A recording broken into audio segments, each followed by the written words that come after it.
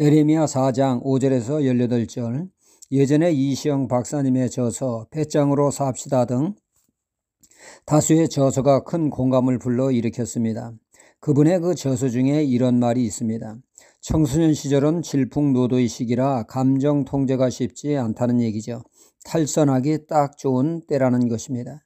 이시영 이분이 청소년 시절을 별탈 없이 지낼 수 있었던 것은 어느 날 아버지께서 삼촌을 엄하게 꾸짖는 모습을 보게 되었다는 것입니다.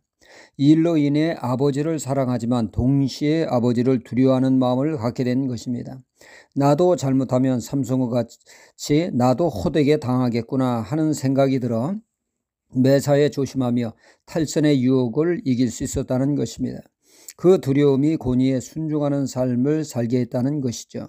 그러면서 말씀하기를 가정에서 사랑과 두려움을 배울 때 건강한 사람이 되고 권위에 순종하는 원만한 관계를 형성하는 무난한 사회인이 될 수 있다는 것이죠. 신앙생활에서도 그렇습니다. 성경은 말씀합니다. 요한일서 4장 8절에 하나님은 사랑이시라. 우리에게 하나님은 사랑이 많으신 분임을 알려주고 있습니다. 예수님의 십자가는 하나님의 사랑이 어떠한가를 보여주고 있죠.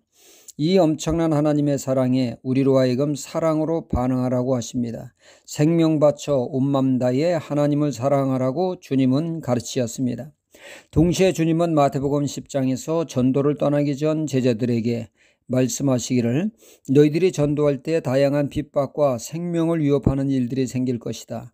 그럴 때 너희는 사람을 두려워하지 말라. 너희가 두려워해야 할 분은 하나님이시다. 하나님을 두려워하라고 하셨습니다. 사람은 육신의 생명을 해야지만 하나님은 육신은 물론 영혼까지 멸하시는 분이시라고 하셨습니다. 건강한 신앙은, 바른 신앙은 하나님을 사랑함과 동시에 하나님을 두려워할 줄 아는 신앙입니다. 하나님을 사랑할 때 정서적인 안정감이 있습니다. 하나님을 두려워할 때 하나님의 말씀에 순종하는 삶을 살게 되는 유익이 있습니다.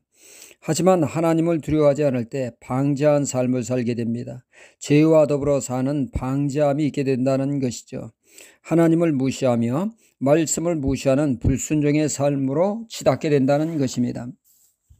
남유다의 지도자들과 백성들이 하나님을 두려워할 줄 모릅니다. 죄악 가운데 삶을 사는 그들에게 하나님은 에레미야 선지자를 통하여 심판의 경고를 알리게 합니다. 남유다를 멸망시킬 바벨론이 그들을 향하고 있다는 것이죠. 그들에게 임박한 심판을 경고하심은 그들로 하여금 심판에서 벗어날 기회를 주시기 위한 하나님의 사랑이었습니다. 요나서를 보면 아수르의 니느웨 성에 대한 심판의 메시지를 요나로 하여금 선포하게 하셨습니다. 너희들 이런 식으로 계속 살면 40일 후 하나님의 심판을 받게 될 것이다. 이 말씀에 니느웨 사람들은 요나의 외침을 웬 미치광이의 헛소리로 듣지 않았습니다. 그들은 하나님의 음성으로 심각하게 받아들였습니다. 그들은 자신들의 죄를 왕으로부터 시작을 해서 모두가 금식하며 철저히 회개했습니다. 그들의 진실된 회개로 인해 그들은 심판이 아닌 구원을 얻게 되었죠. 하나님은 죄인을 심판하시는 것을 원하시는 분이 아니십니다. 죄인을 구원하시기를 기뻐하시는 분이십니다. 이 심판을 임함은 17절 하반절에 나를 거역함이 연고라 말씀하시고 18절에 내 길과 행사가 이 일을 부르게 하였나니, 그러니까 심판을 부른 것은 그들의 하나님을 무시하고 그들의 삶이 죄악된 삶으로 인해서 그 죄악이 심판을 초래했다는 것입니다. 이 심판에서 벗어날 수 있는 유일한 해결책은 14절에 에르살렘아 내 마음의 악을 씻어버리라. 그리하면 구원을 얻으리라.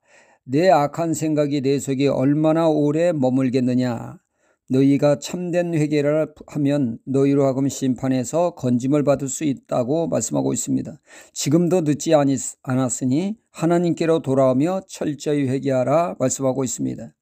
요셉이 죄의 유혹을 이길 수 있었던 것은 그의 삶 한복판에 하나님을 의식하며 그분을 두려워함이 있었기 때문에 내 어찌 하나님 앞에 이 큰 죄를 지을 수 있습니까? 라며 단호하게 죄를 끊어낼 수 있었던 것입니다. 오늘도 우리는 하나님을 사랑함과 동시에 하나님을 두려워함으로 하나님의 뜻에 따라 정도를 걷는 하나님의 사람이 되어야겠습니다. 할렐루야.